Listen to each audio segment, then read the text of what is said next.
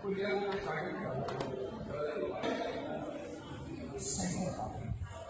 मेरे बाल गंदे हैं, और गंदे क्यों हैं?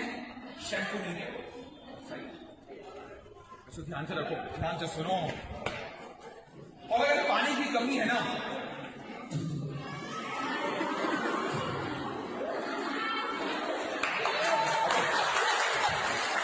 अबे इस सूट में जान है।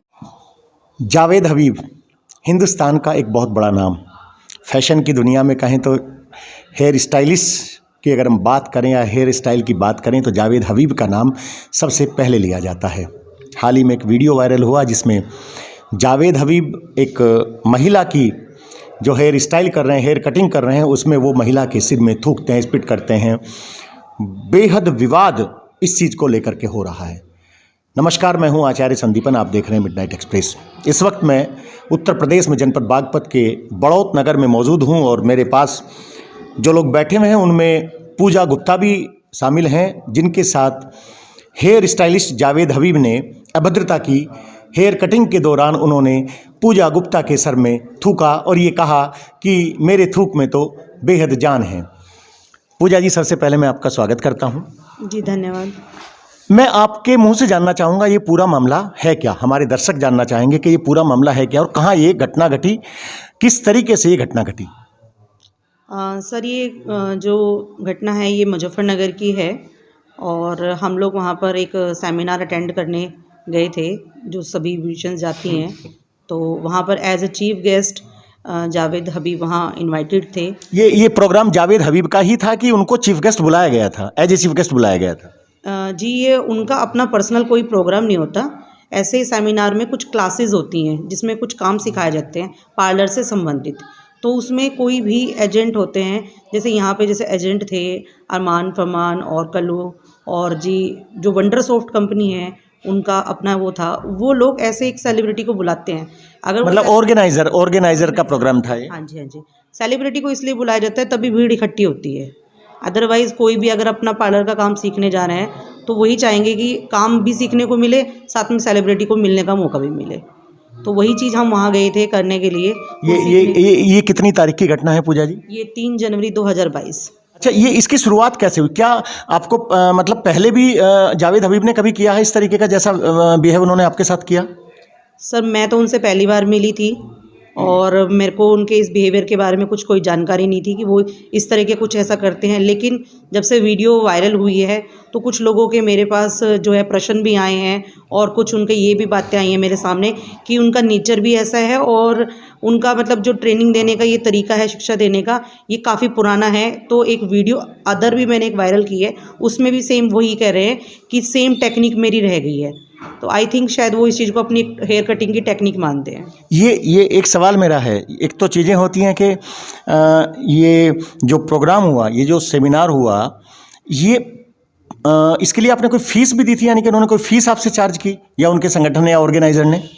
जी, बाकायदा टिकट लगती है, फ़ीस हर जगह होती है। और जो उनके ऑर्गेनाइज़र हैं उन्होंने मेरे से 2500 की टिकट ली है और जो मेरे साथ और 5 लड़कियां गई थी उनकी भी मैंने ही टिकट ली है। यहाँ एक चीज़ और निकल करके सामने आ रही है कि ये जो सेमिनार रहा है ये पूरे तरीके से पेड प्रोग्राम था। यानी कि जो जावेद हबीब हैं, जावेद हबीब की जो कंपनी है ये उसका अपना पूरे तरीके से एक कॉमर्शियल प्रोफेशनल प्रोग्राम था। ये किसी जनसेवा के को ध्यान में रखते हुए प्रोग्राम आयोजित नहीं किया गया था। पूजा जी, इसकी शुरुआत कैसे हुई? मतलब आपसे पहले भी उन्होंने किसी का हेयर कटिंग किया है? सुनने में आ रहा है कि आपने कुछ क्वेश्चन वहाँ पे किया, जैसे आपके पहले हमने वीडियोस देखे, उससे वो चिढ़ करके उन्होंने आपको इनवाइट किया स्टेज पर? सर, ये तो मुझे मालूम नहीं है कि उन्होंने ऐसा किया क्यों। लेकिन आप ही कह रही हैं उसमें कि मंच पर। मैं ये कह रही हूँ कि जिस समय मतलब उन्हें कटिंग सिखानी है तो उसके लिए उन्होंने सभी को बोला कि कोई भी आ सकता है। मैंने भी हाथ खड़ा किया तो उन्होंने मुझे बुलाया। लेकिन आपत्तिजनक ये घटना इस वजह से हुई है क्योंकि जो वो काम सिखा रहे थे बालों से संबंधित, वो मेरे समझ से बाहर था, जिससे रिलेटेड मैंने कुछ क्वेश्चन उनसे पूछे थे जिन्होंने मेरे सवाल का कोई जवाब नहीं दिया और साथ ही मुझे चुप करके नीचे बिठा दिया। यानी कि प्रोग्राम इंस्ट्रक्टिव चल रहा था एक तरीके से कि उनकी इंस्ट्रक्शंस पे काम हो रहा था, उनसे कोई क्वेश्चन करे उनको पसंद नहीं था जावेद हबीब को? सर, पहली बात तो उनसे कोई क्वेश्चन कर ही नहीं रहा था वो मुझे समझ में नहीं आ रहा कोई क्यों नहीं पूछ रहा था, क्योंकि जो वो बालों का केमिकल का काम सिखा रहे थे, मैं भी करती हूँ उस काम को, वो काम पॉसिबल है ही नहीं 5 मिनट में। तो उन्होंने मुझसे ये भी इंसल्टेड 2 बार वर्ड यूज़ किया है मेरी वीडियो में कि ये वही मॉडल है जो सुबह से ये कह रही है how is this possible, how is this possible. आपने मुकदमा दर्ज कराया इस मामले को लेकर के? हाँ जी, बिल्कुल कराया है। बागपत में कराया, मुजफ्फरनगर में कराया? ये मुजफ्फरनगर ही हुआ जी। पूजा जी, आप बहुत स्पष्ट मैं आपसे पूछ रहा हूँ, पूजा गुप्ता आपका नाम है, उनका नाम जावेद हबीब है। देश में पहले से ही कंट्रोवर्सी एक चल रही है कि खाने में थूक मिला करके इस तरीके से जो मुस्लिम समाज से युवक आते हैं खाने में थूक मिला करके परोस रहे हैं शादी ब्याहों में। एक नया मामला हो गया। जावेद हबीब भी चूँकि इस्लामिक जो संप्रदाय है उससे आते हैं, आप हिंदू धर्म से ताल्लुक़ रखती हैं, कहीं ना कहीं आपको लगता है कि ये जो घटना हुई है ये आपस में दूरियां बढ़ सकती हैं? सर, आपस में दूरियां तो बढ़ चुकी ही हैं, क्योंकि बहुत सारी चीज़ें, ये पहली घटना नहीं है, क्योंकि इससे पहले भी लोगों के मन में आक्रोश तो पहले से ही भरा हुआ है, बहुत सारी घटनाएं हो चुकी हैं। दूसरी चीज़ मन में जो आती है वो ये आती है, एक जो हमारी जो रेपुटेशन होती है ना लेडीज़ की, वही एक यही चीज़ होती है कि सिर में, और सिर ही हमारा मान सम्मान होता है। और वो चीज़ मैंने सोचा भी नहीं था, मेरा माइंड एकदम से ब्लैंक हो गया जो उन्होंने ऐसी मतलब घटना करी। तो वो कोई भी एक विशेष व्यक्ति, मैं ये नहीं कह सकती कि वो वही हैं, इसके अलावा अगर कोई और भी होता तो शायद उसके लिए भी इतनी ही कड़क सज़ा होती। अब आपने मुकदमा दर्ज करा दिया मुजफ्फरनगर में, आप रहने वाली बड़ौत की हैं, बागपत जनपद में आता है बड़ौत। अब क्या पुलिस ने यहाँ ट्रांसफ़र किया केस को, या वहीं पे उस केस की विवेचना होगी? क्या कोई इसमें अरेस्टिंग हुई है या कोई कांटेक्ट किया गया पुलिस के द्वारा जावेद हबीब से? चूँकि जावेद हबीब बड़ा नाम माना जाता है, पुलिस को भी मैं समझता हूँ कि जो आज तक उदाहरण सामने आए हैं कि सोचना पड़ता है कांटेक्ट करने से पहले या डिले होता है ऐसे मामलों में कार्रवाई के मामले में। सर, पुलिस खुद मेरे पास अपने पास आई थी, मेरे बड़ौत थाने पे तो मैं गई थी। वहाँ से उन्होंने कहा था कि ये घटना मुजफ्फरनगर की है। तो वहाँ के जो अधिकारी हैं, जो मैंने योगी आदित्यनाथ जी के उस पर ट्वीट किया था, तो मनुपाल बंसल भैया जी जो हैं उन्होंने आगे भी ये कार्रवाई बढ़वाई, और वे स्वयं ही मुझे मुजफ्फरनगर लेकर गए थे बयान के लिए। तो वो ट्वीट करने से ही वहाँ पर जो बात हुई है वो यहीं पे एक्शन लिया गया कि वे खुद ही आकर मेरा बयान और खुद ही आकर उन्होंने मेरी जो FIR दर्ज कराई। उससे पहले तो कोई एक्शन ले भी नहीं रहा था। जावेद हबीब ने अपना एक वीडियो वायरल किया है जो कि उन्होंने सभी सोशल मीडिया प्लेटफॉर्म पर जारी किया है कि वो कह रहे हैं कि ह्यूमरस बनाना पड़ता है, इसके लिए ये सब करना जरूरी है। इसके बाद वो माफ़ी मांगते हैं कि दिल से माफ़ी मांगना। क्या कहेंगी आप माफ़ कर रही हैं उनको या फिर आगे लीगल प्रोसीडिंग में आप जा रही हैं?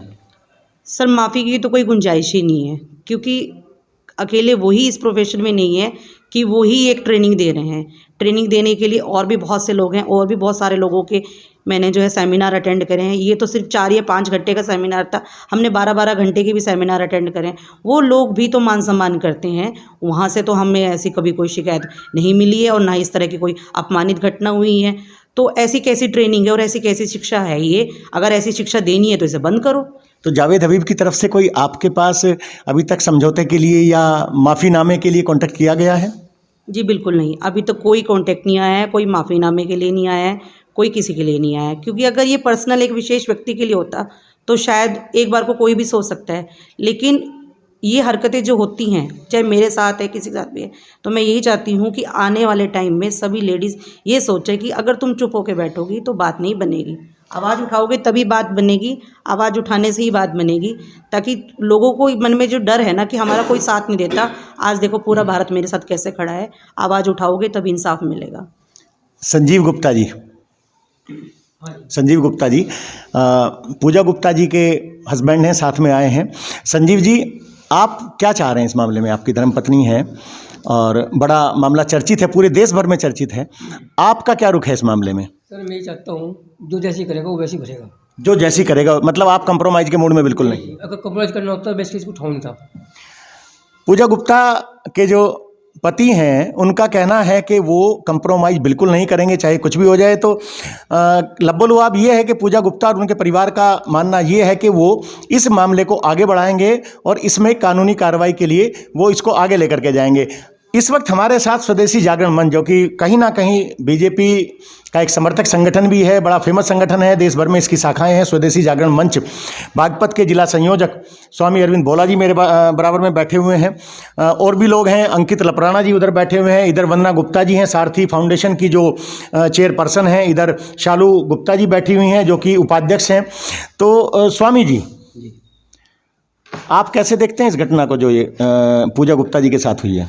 देखो, बताया कि बहुत ऊंची पहुंच का है, आपने बताया हबीब को। नहीं, मैंने तो बताया, ये पूरी दुनिया जानती है कि जावेद हबीब नेशनल ही नहीं इंटरनेशनल लेवल पे बहुत बड़ा नाम है।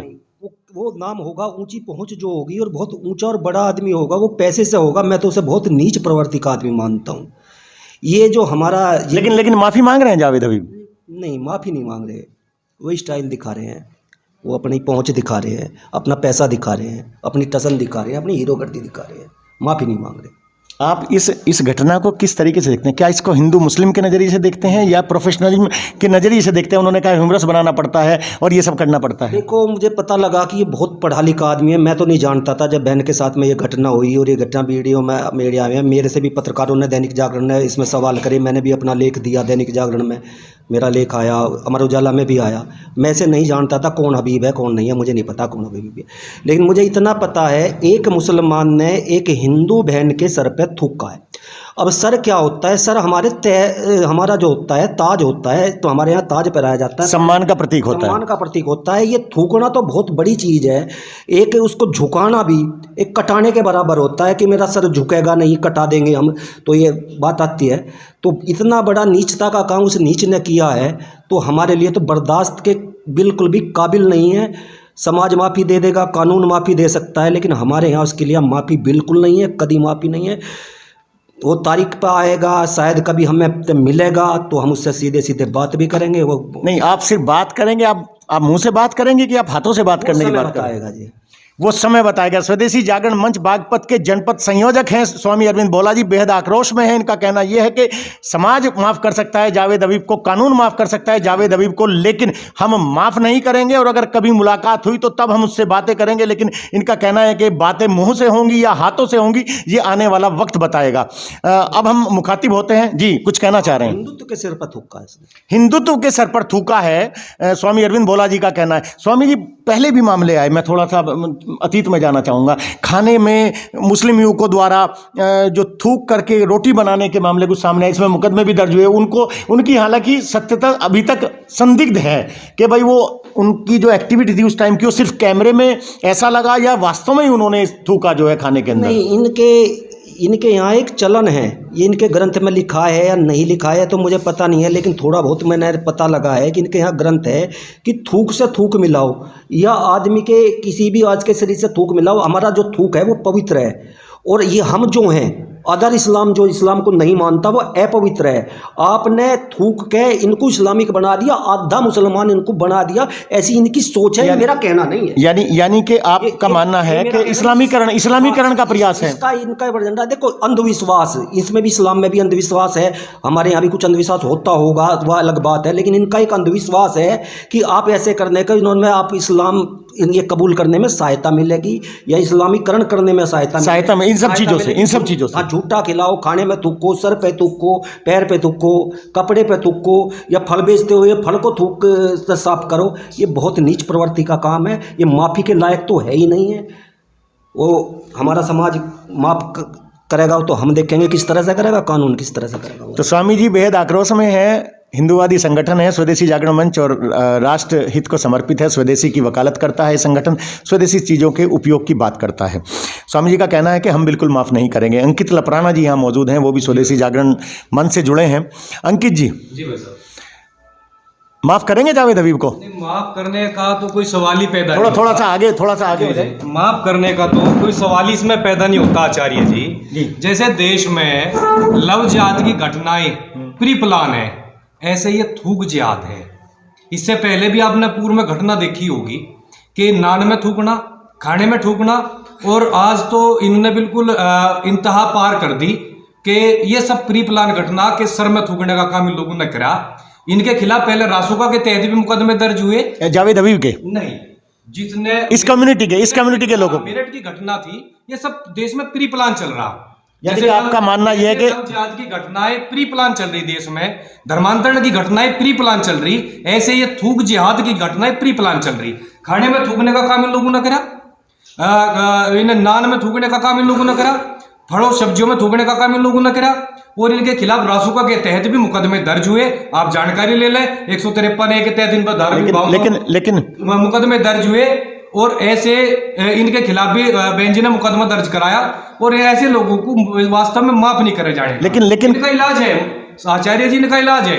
लेकिन एक आरोप लगाया जा रहा है कि ये जो मुकदमे दर्ज हुए बीजेपी सरकार आने के बाद ही दर्ज हुए उत्तर प्रदेश के अंदर। योगी सरकार दिन पर मुकदमे दर्ज नहीं होते, ये थाने चलाने का काम करते थे। यानी कि आपका मानना है अपराधी और विधर्मी लोग सब सरकार में थाने चलाने का काम करते थे। यानी कि आपका राज्य की सरकार में इनके खिलाफ मुकदमे दर्ज हुए। यानी आपका कहना कि योगी सरकार आने के बाद जो है इन पे कार्रवाई इन मामलों पे। धर्मांतरण के मैं स्वामी जी आपको बता दूं, धर्मांतरण विधि विरुद्ध धर्मांतरण अधिनियम 2020 लागू माननीय योगी जी की सरकार में हुआ। लेकिन जावेद अभी माफी मांग रहे हैं वो। अपराध का इलाज सजा है, थूक जिहाद का इलाज जूत इलाज है। अगर जूत और लग जा तो वे अच्छा है। तो यहाँ बागपत की जो पीड़िता हैं वो पीड़ित परिवार बागपत का रहने वाला है। तो धन्यवाद अपनी बहन को करना चाहूंगा कि अगर उस टाइम भी उसके जूत लग जाते तो अच्छा था। उसके बावजूद भी बहन जी ने मुकदमा दर्ज कराया और ऐसे लोगों के खिलाफ मुकदमा सख्त कार्रवाई हो, मुकदमे दर्ज हो, ताकि भविष्य में इस तरह के लोग घटना ना करें। देश में वास्तव में घटनाएं प्री प्लान चल रही, अगर इन्हें रोकना तो इनके खिलाफ सख्त कार्रवाई होनी चाहिए। अंकित लपराना जी का कहना ये है कि जो जावेद हबीब ने किया है वो प्री प्लान था, वो एकदम से अचानक घटना नहीं हुई। इनका मानना है कि इन जैसी घटनाएं जो घट रही हैं, इन जैसे लोग जो ये सब कर रहे हैं उनके खिलाफ सख्त से सख्त कार्रवाई होनी चाहिए। अब हमारे जो साथ जो बैठी हैं वंदना गुप्ता जी, मैं थोड़ा सा परिचय करा दूं। सारथी फाउंडेशन की वो चेयरपर्सन है, सारथी वेलफेयर फाउंडेशन है, बेहद सक्रिय रहती हैं सामाजिक कार्यों में। शासन प्रशासन के साथ मिलकर के भी ये सामाजिक कार्यों का संचालन करती हैं। वंदना जी, महिला हैं आप, और जो पूजा गुप्ता जी के साथ हुआ है वो भी एक महिला हैं। कैसे देखती हैं इस मामले को? क्या आप मानती हैं ये महिला सम्मान के साथ भी ये जुड़ा हुआ है मामला? जी, ये हमारा महिला सम्मान से। थोड़ा सा आप भी आगे आ जाएं, थोड़ा सा जी। ये हमारा सरासर बिल्कुल सरेआम नारी शक्ति का अपमान है और इस अपमान को हम बिल्कुल भी नहीं सहेंगे। अगर एक महिला घर का काम कर सकती है, बिल्कुल चुप है, लेकिन आज जो इस हमारी महिला हमारी नारी शक्ति के साथ हुआ है, नारी सम्मान सेमिनार में बुलाकर उसकी इतने बंदों के सामने, इतनी लेडीज़ के सामने, इतने जेंट्स के सामने उनके सिर पर थूका गया है और हम ये अन्याय बिल्कुल भी नहीं सहन करेंगे। हम तो ये चाहेंगे कि इस मामले में कठिन से कठिन कार्रवाई हो और इन मूल्यों का दुस्साहस मतलब दिन ब दिन बढ़ता जा रहा है। अगर आज भी ये बहन बिल्कुल चुप हो जाती तो कल को इससे ज़्यादा किसी और के साथ होता। कभी कोई रुक रहा है, कभी कोई रुक रहा है, कभी कोई रुक रहा है, मुझे नहीं पता ये कब से होता आ रहा है। तो वंदना जी, मुझे तो यही लगता है जो ये थूक का मामला है ना, ये आज से नहीं है। अगर वो चल रहा है वो पहले से चल रहा है। आप धार्मिक निगाह से देख रही हैं इसको? जी, ये धार्मिक निगाह से भी देख लो, आप महिलाओं की तरफ से देख लो। अगर जब चुप थे, शायद जब भी आज तक कोई बोला नहीं है। ये हमारी पहली महिला थी जिसने बोला है। तो आपका जो संगठन है सारथी वेलफेयर फाउंडेशन, वो पूजा गुप्ता जी के साथ खड़ा है? बिल्कुल खड़ा है, हमारा पूरा संगठन खड़ा है, पूरी नारी शक्ति खड़ी है। मेरी करणी सेना जयपुर में भी बात हुई थी, नारायणी सेना से बात हुई। करणी सेना हिंदुत्व के लिए संघर्ष कर रही है, राजस्थान का संगठन है, बहुत बड़ा संगठन माना जाता है, जो बॉलीवुड में जो इस तरह के जो कथित रूप से जो जिहाद होता है, फिल्मों का जिहाद होता है, बॉलीवुड जिहाद होता है, उसके खिलाफ भी करणी सेना ने समय समय पर आवाज़ उठाई है। उनके जो आंदोलन हुए हैं वो अहिंसक भी हुए हैं और वो कहीं ना कहीं कई बार वो हिंसक भी आंदोलन रहे। करणी सेना का क्या कहना है इस मामले में? करणी सेना ने जब मेरी बात हुई, रंजना हिंदुस्तानी मेरी एक महिला, एक फ्रेंड है, एक दोस्त है, जब मैंने उसको ये बात कही, उन्होंने तुरंत एक्शन लिया। आज जाके जयपुर में जावेद हबीब का पूरा सैलून तोड़ दिया है। मेरे कहने पर वहाँ पर आवाज़ उठाई है और मैंने वो वीडियो फेसबुक पर भी डाली है। और मुझे रंजना हिंदुस्तानी का जब भी फ़ोन आया कि हमने अपना कार्यक्रम ये काम शुरू कर दिया है, तोड़फोड़ शुरू कर दी है और अब भी कार्रवाई नहीं हुई, तो हम बिल्कुल धरने पर आएंगे, सड़क पर उतरेंगे। और उसके साथ साथ हम भी यहाँ पर महिला बिल्कुल तैयार हैं, इनके साथ चाहे किसी टाइम कहेंगे वहीं पर हम खड़े हैं।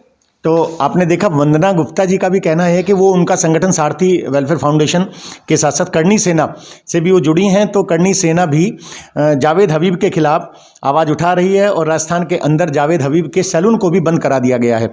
एक और महिला हमारे साथ इस वक्त मौजूद हैं, शालू गुप्ता जी। शालू जी, आप क्या कहेंगी इस मामले में? सारथी वेलफेयर फाउंडेशन की आप वाइस प्रेसिडेंट हैं, क्या कहेंगी इस मामले जो पूजा गुप्ता जी के साथ हुआ है? जैसा इनके साथ हुआ ऐसा किसी के भी साथ नहीं होना चाहिए। जिस मनुष्य ने ये किया है उसको सख्त से सख्त सजा मिलनी चाहिए। मतलब आप सख्त से सख्त सजा की पैरवी। अभी कमेंट किया वंदना जी ने, जब उन्होंने मनुष्य शब्द का इस्तेमाल किया, कुछ कमेंट वंदना जी ने कहा वो मनुष्य नहीं है, वो जानवर है हमारे मनुष्य यहाँ। नहीं है जानवर, वो जावेद हबीब को उन्होंने बताया जिसने इस तरह की घटना की है। तो आप मतलब आप महिला शक्ति जो है वो पूजा गुप्ता जी के साथ हैं हर समय। यहाँ देखिए विकास गुप्ता जी भी मौजूद हैं, उनसे भी हम सवाल करते हैं, जो कि सारथी वेलफेयर फाउंडेशन है उसके वो पदाधिकारी हैं, वरिष्ठ पद पर हैं। विकास जी, वंदना जी ने कहा कि सारथी वेलफेयर फाउंडेशन पूरे तरीके से खड़ा है पूजा गुप्ता जी के साथ, आप क्या कहते हैं इस मामले में? बिल्कुल। क्या माफ़ कर देना चाहिए जावेद हबीब को, पूजा गुप्ता जी माफ़ कर दें, या इनको संघर्ष आगे बढ़ाना चाहिए?